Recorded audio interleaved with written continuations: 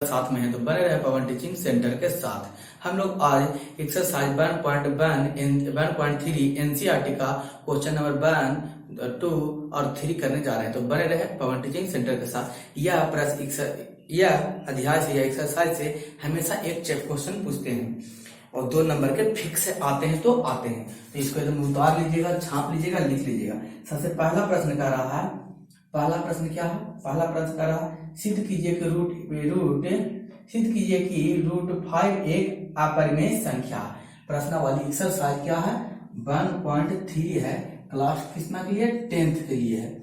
तो सिद्ध कीजिए कि रूट 5 एक कौन संख्या है? अपरिमेय संख्या। जब इस प्रकार के प्रश्न रहे तो हम लोग इसका विपरीत मानते हैं। कह रहा है कि सिद्ध कीजिए कि अपरिमेय संख्या, तो हम लोग मानेंगे कौन संख्या? परिमेय संख्या। तो हम लोग मानेंगे, माना कि लिखेंगे यहाँ सॉल्यूशन में, हल में, माना कि रूट कितना दिया होगा? माना कि रूट 5 एक दिया हुआ अपरिमेय, माना क्या? परिमेय, परिमेय संख्या है, परिमेय संख्या है। और हम लोग जानते हैं परिमेय संख्या है, इसको लिख सकते हो कि रूट 5 को लिख सकते हैं P/Q के रूप में, क्योंकि हम जानते हैं P/Q के रूप में ही परिमेय संख्या को लिखा जाता है। फिर जहां लिख सकते हैं Q = नॉट 0, और अर्थात और क्या चीज? HCF या P और Q एक कौन संख्या है?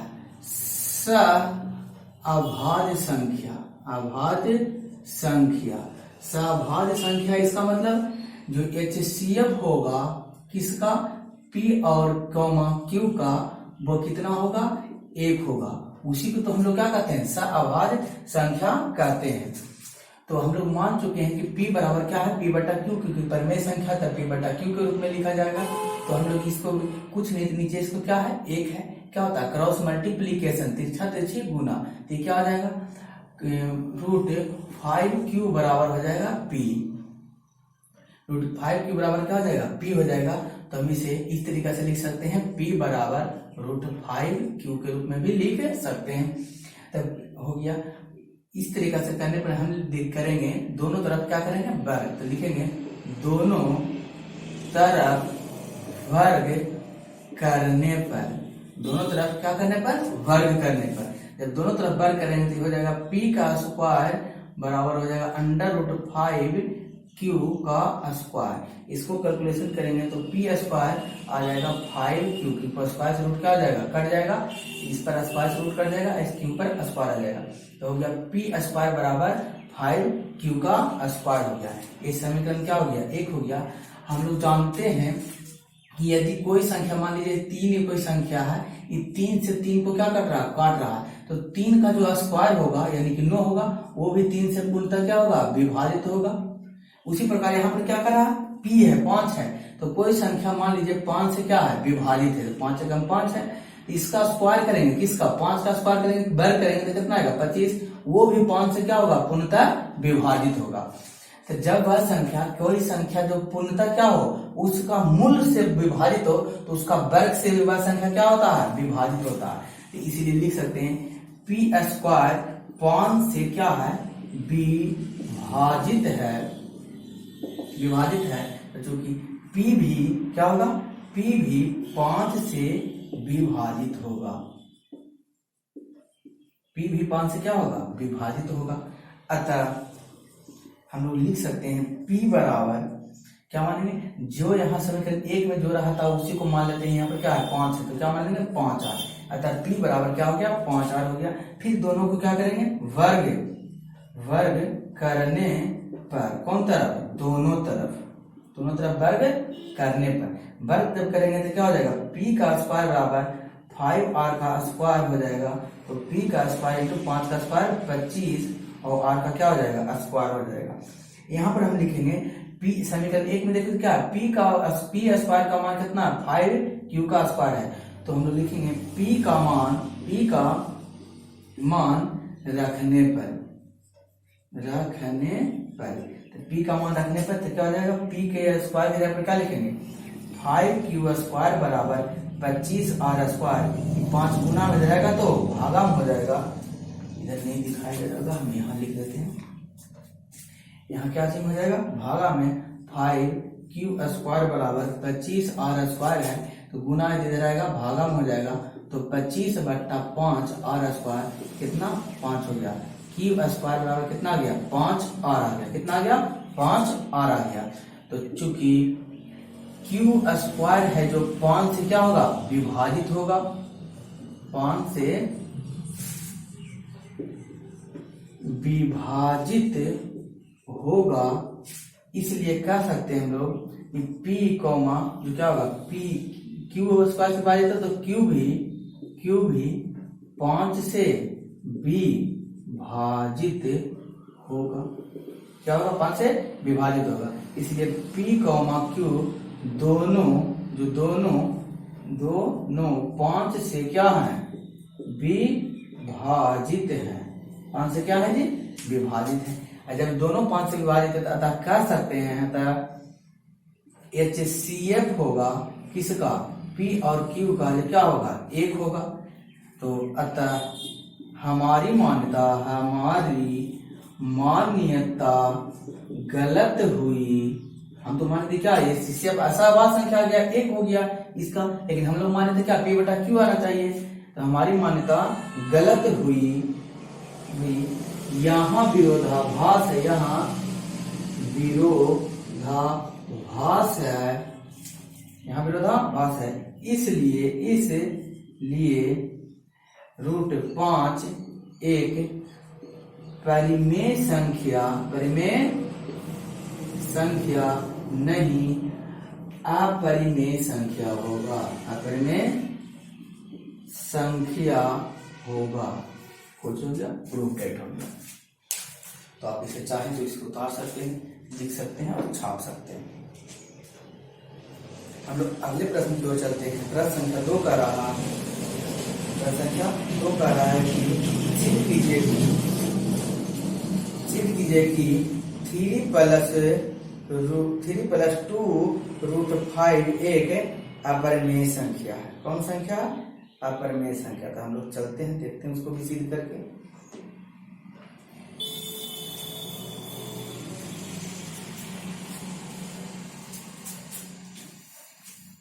अगले प्रश्न की ओर चलते हैं। अगला प्रश्न क्या करा, अगला प्रश्न सिद्ध कीजिए कि 3+2 × एक अपरिमेय संख्या है। तो हम लोग इसको क्या मानेंगे, परिमेय संख्या मानेंगे।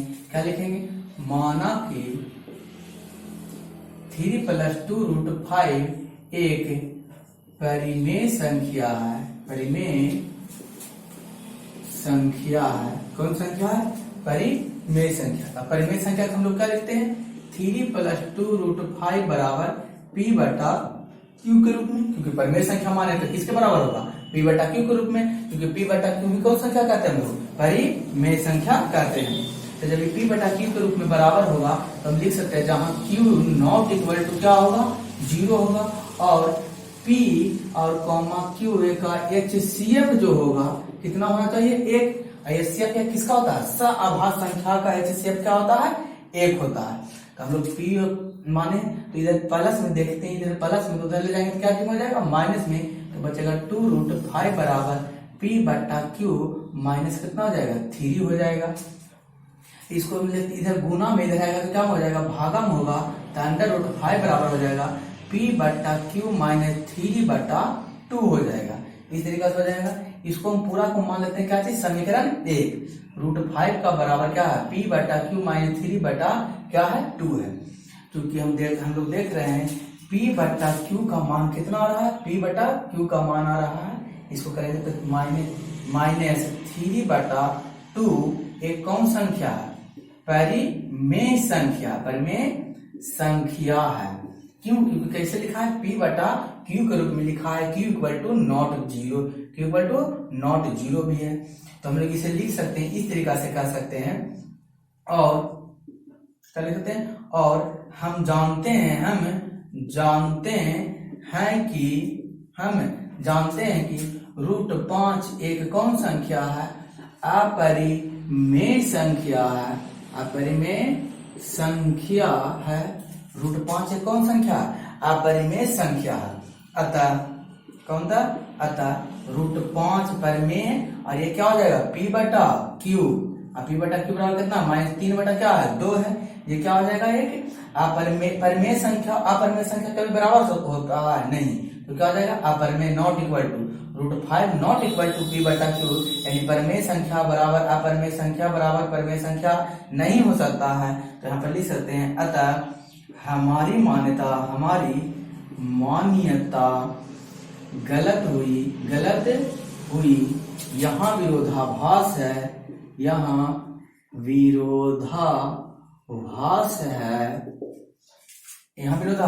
है, इसलिए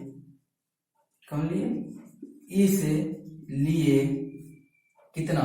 3 + 2√5 एक परिमेय संख्या नहीं, क्या होगा? अपरिमेय संख्या है। क्या हो गया? Proved it. ये प्रश्न संख्या कितना था? 2 था। तो आप इसे भी चाहें तो लिख सकते हैं, उतार सकते हैं। और ऐसा कीजिए कि एक बार पढ़िए इस वीडियो को देखिए, और दूसरा बार क्या कीजिए? खुद से बनाने की कोशिश कीजिए, और इसे खुद से भी बनाइए बिना वीडियो देखे हुए। हम लोग चलते हैं प्रश्न संख्या 3 की ओर चलते हैं। प्रश्न संख्या 3 क्या कर रहा है जो हम लोग देखते हैं। प्रश्न संख्या 3 में प्रश्न कितने हैं? 3 प्रश्न हैं। तो तीनों प्रश्न तो हम लोग क्या करेंगे? देखते हैं। सबसे प्रश्न संख्या 3 में कह रहा है, सिद्ध कीजिए कि निम्नलिखित संख्याएं कौन संख्या? अपरिमेय संख्या। सिद्ध करिए कि निम्नलिखित संख्याएं कौन संख्या है? अपरिमेय संख्या। प्रश्न संख्या 3 का 1 कह रहा है 1 बटा √2 है। सिद्ध कीजिए कि कौन संख्या? 1 अपरिमेय संख्या। तो अपरिमेय संख्या तो हम लोग मानेंगे कौन सी? परिमेय संख्या। तो लिखेंगे सॉल्यूशन में लिखेंगे माना कि या लिख सकते यदि संभव है तो माना कि 1 बटा √2 एक कौन संख्या है? परिमेय संख्या है। 1 बटा √2 एक कौन संख्या है? परिमेय संख्या। तो परिमेय संख्या से किसके रूप में लिखेंगे? हम लोग P बटा Q के रूप में लिखेंगे। और जहां क्या होना चाहिए? Q = नॉट 0 होना चाहिए, और HCF होना चाहिए किसका? P और Q का HCF कितना होना चाहिए? 1, क्योंकि कौन संख्या है? सअभाज्य संख्या। कौन संख्या? सअभाज्य संख्या। तुम लोग बटा में लिखा हुआ तो इसको क्या करते हैं? पलटने पर जब भी नीचे रहे √2 रहे तो इसको क्या कर दिया जाए? पलट दिया जाए। लिखे पलटने पर, या चाहे तो इसको स्क्वायर से भी करके, तो सिंपल विधि बताते हैं पलटने पर। तो इसको पलटेंगे तो क्या आ जाएगा? √2 बराबर फिर क्या हो जाएगा? Q बटा P होगा। ये ऊपर चल जाएगा, ये नीचे, यहाँ Q ऊपर चल गया और आ गया P नीचे। √2 बराबर हो गया क्या? Q बटा P। इसलिए यहाँ पर हम लिख सकते हैं क्या? Q बटा P एक कौन संख्या? एक परिमेय संख्या है। परिमेय संख्या कैसा संख्या है? परिमेय संख्या। तथा लिख सकते हैं, तथा हम जानते हैं कि √2 एक अपरिमेय संख्या है, क्योंकि रूट से भी मुक्त नहीं है। और जब आपको नहीं पता कि कैसे क्यों √2 एक अपरिमेय संख्या है, तो आप पार्ट 1 और पार्ट 2 में जाकर वीडियो को देख सकते हैं। √2 एक कौन संख्या? अपरिमेय संख्या है। तो कहता है इसलिए ये अपरिमेय संख्या बराबर कभी परिमेय संख्या हो सकता है नहीं, तो हम लिख सकते क्या लिखेंगे? इसलिए 1 बटा √2 एक कौन संख्या? एक परिमेय संख्या नहीं, अपरिमेय संख्या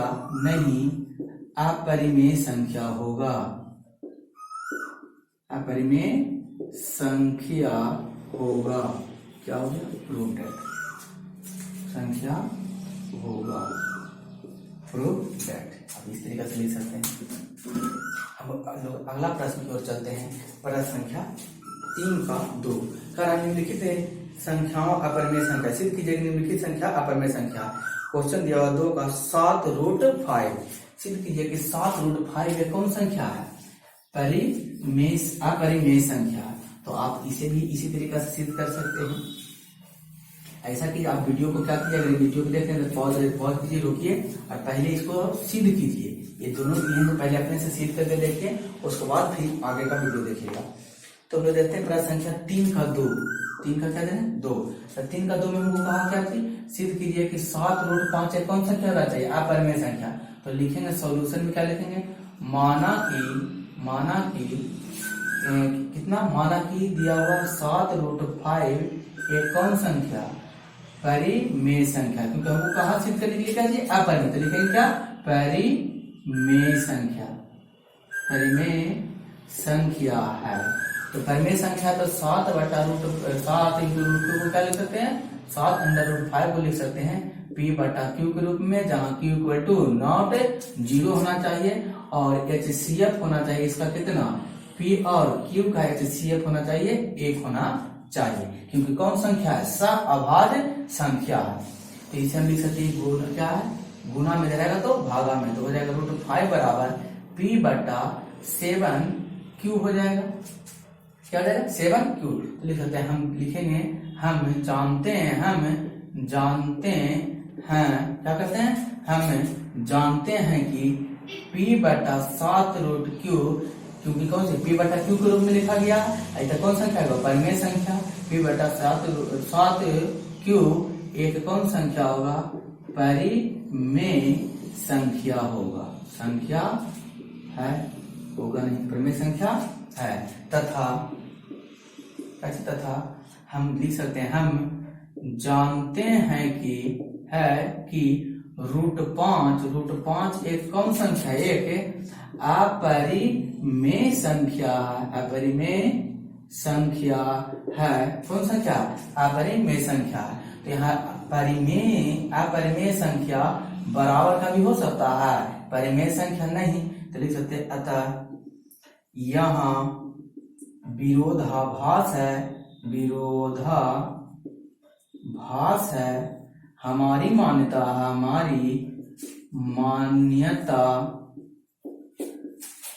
गलत हुई, हमारी मान्यता गलत हुई,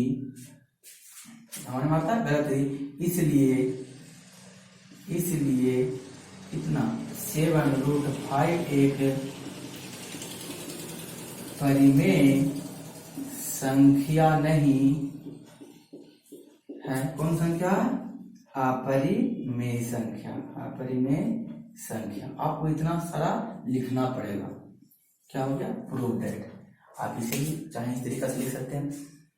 तो बचा प्रश्न संख्या 3 का, प्रश्न संख्या 3 नंबर। तो ऐसा कीजिए कि अब आप इतना अगर देख चुके हैं तो प्रश्न संख्या 3 का 3 पहले खुद से बनाइए, उसके बाद अगर नहीं बने तो इस वीडियो को देखकर फिर बना सकते हैं आप। तो हम लोग देखते हैं प्रश्न संख्या 3।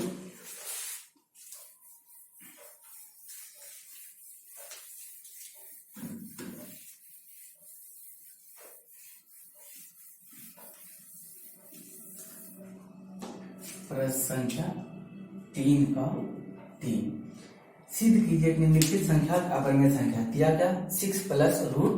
तो लिखेंगे, क्या लिखेंगे, माना कि 6 + √2, माना कि 6 + √2 एक कौन संख्या है, एक परिमेय संख्या है, परिमेय संख्या। परिमेय संख्या तो क्या लिखेंगे, इसके रूप में लिखेंगे 6 + √2 बराबर p/q के रूप में, और जहां q नॉट इक्वल टू क्या होना चाहिए, 0, q नॉट इक्वल टू 0, और क्या होना चाहिए, HCF होना चाहिए किसका, p और q का कितना, 1 होना चाहिए।